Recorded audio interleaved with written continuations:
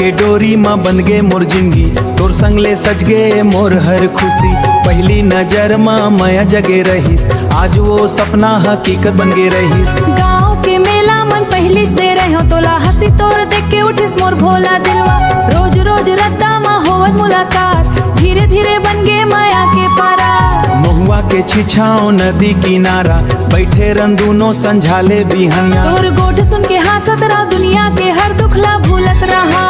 माया के डोरी जन्म जम के जोड़ी, तोर बिना मोर जिंदगी लागे अधूर।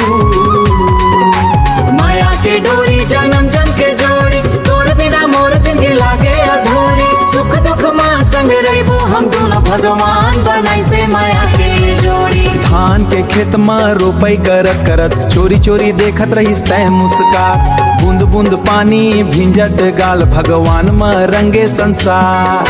तोर नाव लिखे ओ महुआ के डार, तोर सुरता बस गे मोर संसार में। सूरज ढल गे चंदा निकल गे, एक दिन घर में आँखी भर गे।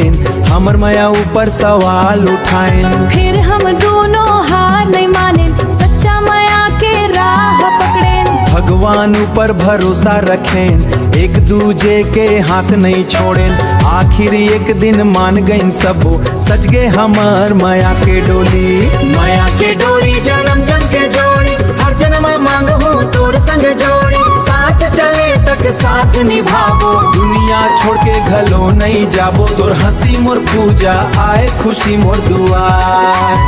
जिन दिन तय संग रहिबे, ओही दिन मोर जिंदगी सुहानी रहिबे।